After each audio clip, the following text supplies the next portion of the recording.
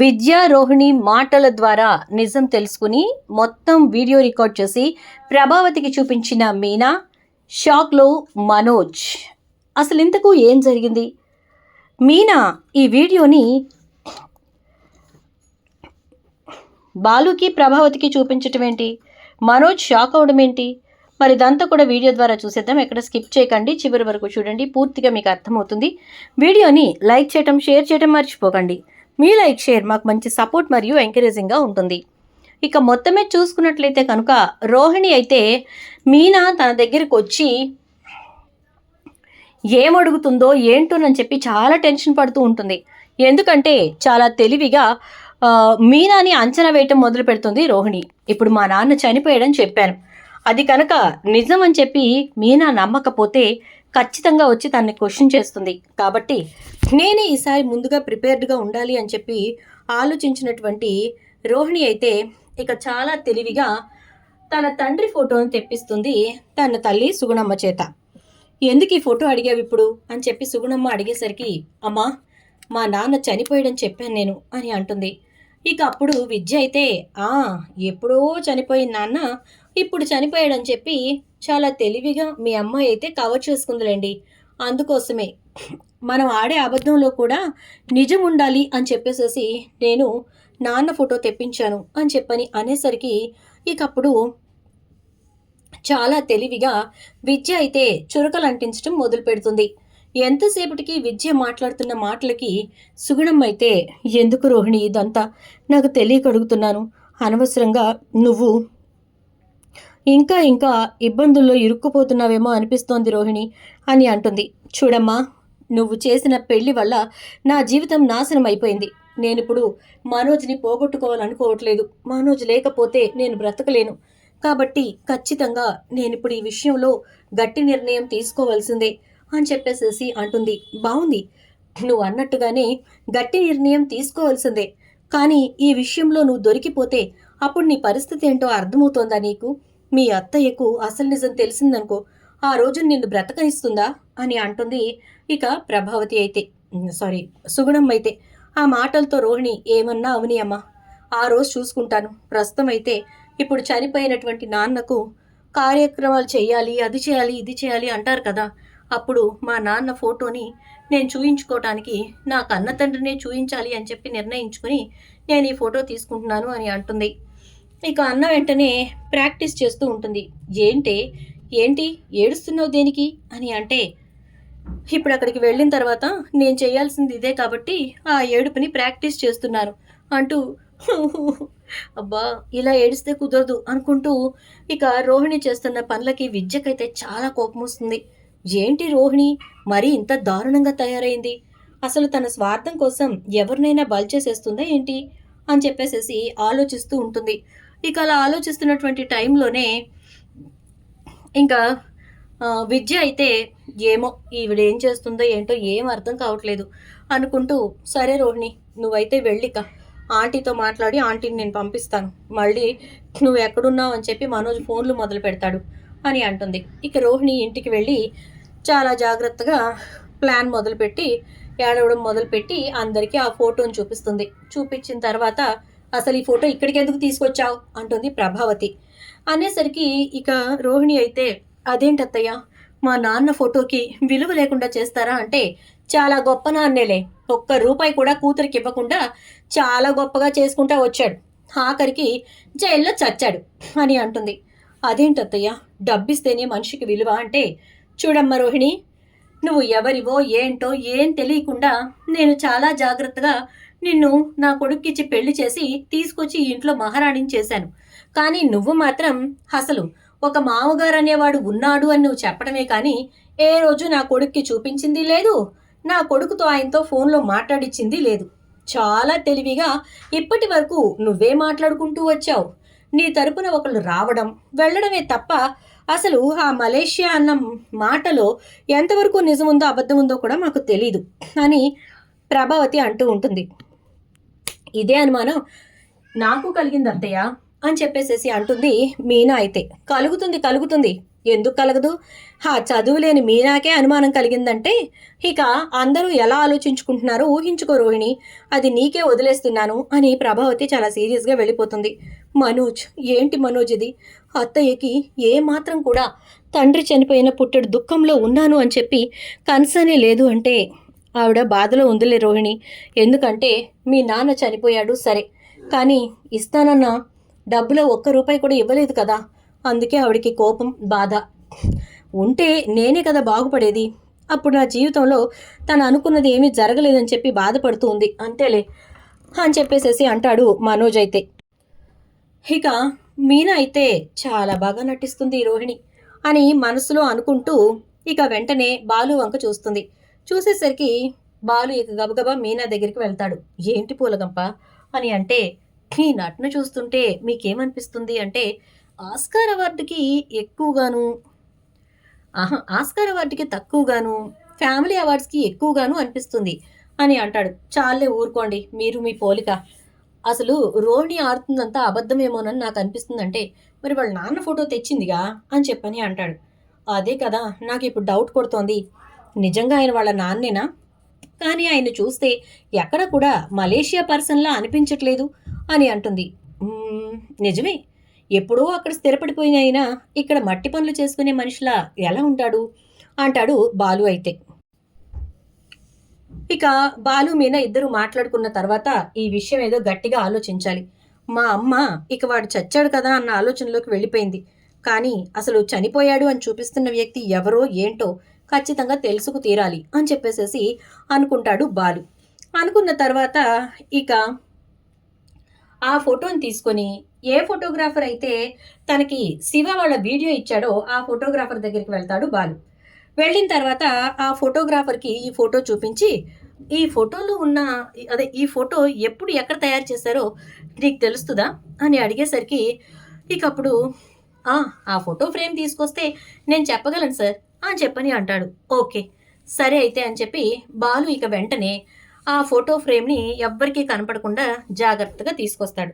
ఎందుకంటే రోహిణి ఆ ఫోటోని హాల్లోనే పెట్టాలి, మా నాన్న ఎదురుగా కనపడాలి అని చెప్పేసేసి కొత్త నాటకం మొదలుపెట్టి హాల్లో పెట్టిస్తుంది.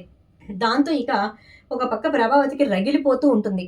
కానీ బాలు అయితే జాగ్రత్తగా ఆ ఫోటో ఫ్రేమ్ తీసుకొచ్చి అతనికి చూపించేసరికి అతను దాని మేకింగ్ని వాటిని ఇంకా దాంట్లో ఉండేటటువంటి వాళ్ళ కోడ్స్ని బట్టి ఇది పలానా వాళ్ళు తయారు చేసింది అని చెప్తాడు. చెప్పేసరికి అవునా అంటే ఇక్కడ లోకల్లో తయారు చేసిందేగా అంటే లోకల్లో తయారు చేసిందే అని చెప్తాడు. దాంతో ఆ స్టూడియోకి వెళ్తాడు బాలు. వెళ్ళిన తర్వాత అక్కడ ఆ స్టూడియో అతనితో మాట్లాడతాడు. అతను నిన్నేనండి ఈ ఫోటో ఫ్రేమ్ నేను చేసిచ్చింది అనగానే ఎవరు చేయించారు అని అడిగితే ఒక ముసలావిడ వచ్చారు, వాళ్ళ ఆయన అని చెప్పింది ఆవిడ అనగానే, ముసలావిడ ఎవరై ఉంటుందబ్బా అనుకుంటూ ఆవిడని చూస్తే మీరు గుర్తుపట్టగలరా అంటే తప్పకుండా ఆవిడ దగ్గరుండి మరి టైం పడుతుందంటే పర్వాలేదు బాబు అని కూర్చుని మరీ చేయించుకుని వెళ్ళింది అని అంటే ఇక అప్పుడు ఎందుకో బాలుకి డౌట్ వచ్చి ఇక సుగుణమ్మ ఫోటో చూపిస్తాడు. ఇక అంతే, ఈవిడే కదా వచ్చి చేయించుకుని వెళ్ళారు అని అనేసరికి ఓహో అంటే అసలు లింక్ ఇక్కడుందనమాట. సుగుణమ్మ గారు నా కూతురు అని చెప్తున్నటువంటి ఆ కూతురు ఈ కూతురేనా అనుకుంటూ బాలు ఇక వెరీ గుడ్, మొత్తానికి మంచి పాయింట్ దొరికింది, పార్లర్ అమ్మా వస్తన్నా అనుకుంటూ ఇక బాలు ఇంటికి వెళ్ళి మీనాకి విషయం మొత్తం చెప్తాడు. చెప్పేసరికి అయితే ఇప్పుడు మనం ఇక్కడ పొగ పెట్టాలండి, ఈ పొగ పెడితే మంట విద్య ఇంట్లో వెలుగుతుంది, ఎందుకంటే వీళ్ళ ప్లాన్లన్నీ అక్కడే నడుస్తాయి అని నాకు అనిపిస్తోంది అంటుంది మీనా. సరే అయితే ఒక పని చేద్దాం, నేను ఇక్కడ పొగ పెడతాను, ఆ మంట దగ్గర నువ్వు నా ఫోన్ పట్టుకుని వెళ్ళి అక్కడ వీడియో తీ అని అంటాడు. మంచి ఆలోచన చేశారు అంటుంది మీనా అయితే బాలుతోటి. ఇక వెంటనే బాలు అయితే ఇంట్లోకి వచ్చి, అమ్మా మనం మలేషియాకి వెళ్ళటానికి ఏర్పాట్లు చేసేశాను, పాస్పోర్ట్లన్నిటికీ కూడా క్లియరెన్స్ వచ్చేసింది అని చెప్తాడు. ఇప్పుడు మలేషియాకి ఎందుకు బాలు అని చెప్పని అంటుంది రోహిణి. ఇప్పుడు మీ నాన్న ఉంటేనే వెళ్ళాలా ఏంటి? అక్కడికి వెళ్ళి అసలు మీ ఆస్తిపాస్తులు ఏమైనాయో తెలుసుకోవాలని మా అమ్మ అనుకుంటుంది, అందులో ఏమైనా తప్పుందే ఏంటి? మా అమ్మ తెలుసుకోకూడదా? మా అమ్మ అక్కడికి వెళ్ళకూడదా? మీరుంటేనే వెళ్ళాలా ఏంటి అని అంటూ ఉంటే, ఏంటి బాలు ఇది, మా నాన్న లేరు, అసలు అప్పుడు వెళ్దాం అనుకున్నది కూడా మా నాన్నని పలకరించడానికే కదా అని అనగానే, అదే కదా, మేము మీ నాన్నని పలకరించడానికి వెళ్తాం అనగానే మీ నాన్న చనిపోయాడు. అసలు ఇదే నాకు అర్థం కావట్లేదు. అప్పటి వరకు బాగున్న మనిషి, అంతకుముందు వరకు చాలా భద్రంగా సేఫ్గా ఉన్న మనిషి, ఆల్ ఆఫ్ ద సడన్ ఇక్కడ మేము మలేషియా ట్రిప్ పెట్టుకోగానే అక్కడ చనిపోవడం ఏంటో నాకు ఇప్పటికీ అర్థం కావట్లేదు అని చెప్పని అంటాడు. అవునరా బాలు, నిజమే అంటుంది ప్రభావతి. అనేసరికి చూసావా, మా అమ్మకు కూడా అనుమానం వచ్చింది. సో దీన్ని బట్టి ఈ అనుమానం క్లియర్ చేసుకోవడానికి ఇక్కడ నుంచి మేము వెళ్ళడంలో తప్పలేదు. ఎవరూ నానవసరం లేదు. నేను మా అమ్మ మోహన్ రావు అంకుల్ వాళ్ళ ఇంటికి వెళ్తాం. ఆ అంకుల్కి జైలు ఎలాగో తెలుసు కాబట్టి అసలు ఈ హత్యకు సంబంధించి ఏం డేటా ఉంది అనేది నేను వాళ్లతో మాట్లాడి తెలుసుకుంటాను అంటాడు బాలు. ఇక ప్రభావతి, అవునరా నిజమే, అక్కడ ఒకవేళ ఏమో ₹1,00,00,000 ఆస్తి మిగిలినా కూడా మనం తీసుకొచ్చుకోవాలి, కానీ ఎవరో తింటమేంటి? ఇక్కడ వారసురాలు ఉన్నప్పుడు ఈవిడికి కదా రావాల్సింది. ఆవిడికి ఎలాగూ ఏమీ పట్టదు, ఎందుకంటే ఆవిడ జమీందారు బిడ్డ కదా, మనకి రూపాయి కూడా లెక్కే అని చెప్పని అంటుంది. సరేనమ్మా అయితే అని చెప్పేసేసి అంటూ ఇక బాలు అయితే ప్రభావతితో మాట్లాడతాడు. ఇక ఇదంతా విన్నటువంటి రోహిణి గబా గబా విద్య దగ్గరికి పరిగెడుతుంది. అనుకున్న ప్లాన్ అనుకున్నట్టుగా జరుగుతుందని చెప్పి బాలు అయితే మీనా చేతికి ఫోన్ ఇచ్చేసి, వెళ్ళు పూలగంప, ఎలా అయినా విజయంతో రా అని చెప్తాడు. దాంతో ఇక మీనా బయలుదేరి డైరెక్ట్గా విద్య ఇంటికి వెళ్తుంది. వెళ్ళేసరికి ఇక అక్కడ ఇంకా రోహిణి చేరుకోదు. జాగ్రత్తగా నిదానంగా విద్య రూమ్లో పక్కనే ఉన్నటువంటి కిటికీ దగ్గర నిలబడి మీనా వీడియో తీసుకోవడానికి రెడీ అవుతుంది. ఇక ఈలోపు రోహిణి గబగబా వస్తుంది. విద్య అయితే, ఏంటి ఉదయాన్నే వచ్చి మాట్లాడావుగా, మళ్ళీ ఇంతలోకి ఏమైంది అంటే, ఇంతలోకి బాలుగడు అక్కడ మరో బాంబు పేల్చాడే అంటుంది. ఏంటి అంటే, పాస్పోర్ట్ క్లియరెన్స్ వచ్చిందట. బాలు ఇంకా మా అత్తగారు ఇద్దరూ కలిసి మలేషియా వెళ్తారంట. మొన్న వచ్చి వెళ్ళారు కదా మోహన్ రావు గారు, వాళ్ళ ఇంటికి వెళ్తారంట. ఆయనకి జైలర్ తెలుసట. అసలు ఈ హత్య ఎలా జరిగింది ఏంటి, ఆయన తాలూకు ఆస్తులు అవి అన్నీ కనుక్కొని వస్తారంట. ₹1,00,00,000 మిగిలినట్టే కదా, తీసుకొచ్చుకుందాం అంటుంది అని అనగానే, అయిపోయిందే రోహిణి నీ పని. మీనాకి డౌట్ రావడమేమో, బాలు గట్టిగా పట్టుకోవడమేమో, మీ అత్తగారు ఆస్తి ఆస్తి అనడమేమో, మొత్తానికి నీ పని పూర్తిగా అయిపోయింది. అసలు మలేషియాలో ఎవరూ లేరు. మా నాన్న ఎప్పుడో నా చిన్నప్పుడే చనిపోయాడు. మా అమ్మ నాకు చిన్నతనంలోనే పెళ్లి చేసేసింది. వాడు చనిపోవడంతో ఒక బిడ్డను కని ఆ బిడ్డను మా అమ్మకు అప్పచెప్పి నేను ఇక్కడికి వచ్చి పని చేసుకుని బ్రతుకుతున్న టైంలోనే మనోజ్ కలిశాడు. మనోజ్ని పెళ్లి చేసుకుంటే జీవితం బాగుంటుందని చెప్పి ఏదో 4 అబద్ధాలు ఆడి పెళ్లి చేసుకున్నాను అని నీ బయోడేటా మొత్తాన్ని నువ్వు వెళ్ళి మీ అత్తగారి కాళ్ల మీద పడి విప్పేశావనుకో, ప్రశాంతంగా ఉంటుంది. అంతేకాని నువ్వు ఇలా గడుపుకుంటూ వెళ్తే చాలా దూరం వెళ్ళిపోతుంది. బాలు అన్నంత పని చేస్తాడు. నేను డైరెక్ట్గా మలేషియాలో తీసుకెళ్లి నుంచోపెట్టి, ఎక్కడ మీ ఇల్లు అన్నా అంటాడు. అలాంటి వాడే బాలు, తెలుసుగా అని చెప్పని అంటూ ఉంటుంది విద్య. అయితే ఇదంతా కూడా చాలా జాగ్రత్తగా మీనా వీడియో తీసుకుంటూ ఉంటుంది. ఇక అంతా అయిపోయిన తర్వాత, సరే నేను ఇంటికి వెళ్తాను, ఇప్పుడు అక్కడ మళ్ళీ ఏం జరుగుతుందో తెలీదు. ఆల్రెడీ మటన్ కొట్టు మాణిక్యాన్ని తీసుకొచ్చి శుభ్రంగా చెప్పించాల్సిన అబద్ధం చెప్పించాను కదా, ఇంకే గొడవ ఉండదులే అనుకుంటే బాలు మాత్రం వదిలేటట్టుగా అనిపించట్లేదు. వెళ్లాల్సిందే మలేషియా అని పట్టుకున్నాడు అని చెప్పని అంటుంది. బాలు అంటే అంతే కదా, ఒకటి పట్టుకున్నాడంటే అయ్యే వరకు వదిలిపెట్టడు. మీనా కూడా అంతే.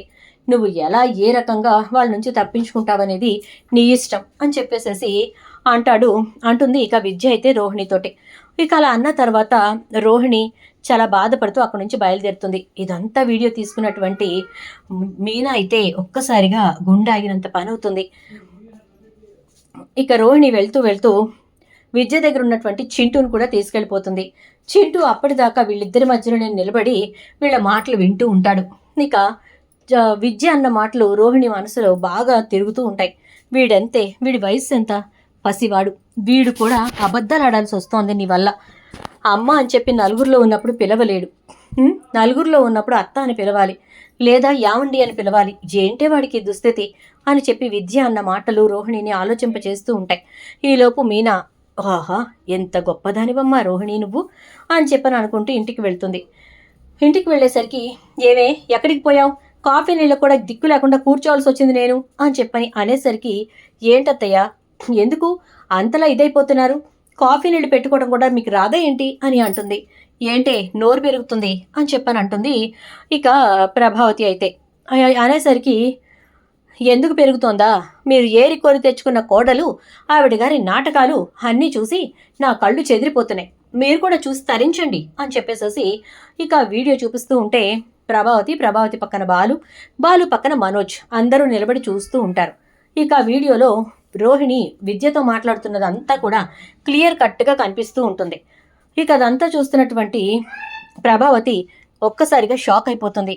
మొత్తం విని ఈ పిల్లాడు అని చెప్పని అంటూ వీడు చింటూగాడు కదూ అని అంటే, ఆ చింటూగాడే మీ కోడలి మొదటి కొడుకు, అదే ముందు పెళ్ళి అప్పుడు పుట్టిన కొడుకు అని చెప్పని అనేసరికి ఒక్కసారిగా ప్రభావతి అయితే అలా చూస్తూ రోహిణి అని అంటుంది. అత్తయ్య ఏమైంది అంటూ లోపలికి వస్తున్న రోహిణి అడుగుతుంది. ఏమైందా? రా లోపలికి రామ్మా, ఏమైందో చెప్తాను అని చెప్పేసేసి అంటుంది ప్రభావతి. దాంతో ఇక రోహిణి నిదానంగా ఒక్కో అడుగు లోపలికి వేసుకుంటూ వస్తుంది. అలా వచ్చిన తర్వాత ఏం జరిగింది అత్తయ్య అని చెప్పనంటే చెంప చెల్లున పగలగొడుతుంది ప్రభావతి. అత్తయ్య అని అంటుంది రోహిణి. ఏంటమ్మా ఏమైంది? కొట్టినట్టు బాధగా అనిపించిందా? కానీ నాకు చంపినంత బాధగా ఉంది తెలుసా. నేను తీసుకున్న నిర్ణయం తప్పని నా ముఖం మీద కొట్టినట్టుంది తెలుసా. మీనా ఈ వీడియో తీసుకొచ్చి చూపిస్తే నువ్వెంత నీ ఇదెంత, నువ్వు ఎంచుకున్న కోడలి బ్రతుకెంతో చూడు అని చెప్పి మీనా ఈ వీడియో తీసుకొచ్చి నాకు చూపిస్తే నాకు పిచ్చి పట్టినట్టుగా ఉంది తెలుసా అని అంటే, ఏం వీడియో అత్తయ్య అని చెప్పి తీసుకొని చూసి అంటూ రోహిణి ఒక్కసారిగా ఊపిరాగిపోయినంత పని అవుతుంది. చెప్పమ్మా, ఈ వీడియో గురించి నీ విశ్లేషణ ఏంటో చెప్పు. ఇంతకీ విద్యతో నువ్వు మాట్లాడుతున్నటువంటి ఆ విషయాలన్నిటి గురించి చెప్పు. మలేషియా లేదు, మన్ను మశానం ఏమీ లేదు, అక్కడ మీ బాబు అనే క్యారెక్టరు లేడు, ఇక చచ్చిపోవటం అనేది చాలా పెద్ద విషయం. ఇలా ఒక్కో క్యారెక్టర్ని దింపుతూ నీ మలేషియా కథని ఇక్కడి వరకు సాగించుకొచ్చావు. ఇప్పుడు ఏకంగా ఆయన్ని చంపేశావు. బాగుంది. ఈ కొడుకెవరు? నీకు పెళ్ళవడం ఏంటి? ఈ విషయాలేంటి నాకు అర్థం కావట్లేదు అంటూ ఉంటే, అది అత్తయ్య అంటే అది అంటూ ఉంటుంది. నాంచకు విషయం చెప్పు. నాంచితే నాకు వస్తున్న కోపానికి రగిలిపోతున్న నా కడుపు చాలా చాలా బాధపడుతూ నీకు శాపనార్థాలు పెట్టినా పెడుతుంది. నాంచకుండా విషయం చెప్పు అని అంటుంది. అది కాదత్తయ్య, అసలు విషయం ఏంటంటే అంటూ ఇక రోహిణి అయితే, నాకు చిన్నప్పుడే మా అమ్మ పెళ్లి చేసింది అనగానే మీ అమ్మ నువ్వు పుట్టగానే చచ్చిపోయిందన్నావు, మీ నాన్న వేరే పెళ్లి చేసుకున్నాడన్నావు అంటే మలేషియా అనేది అబద్ధం అత్తయ్య. నాకు తండ్రి లేడు, తల్లి మాత్రమే ఉంది.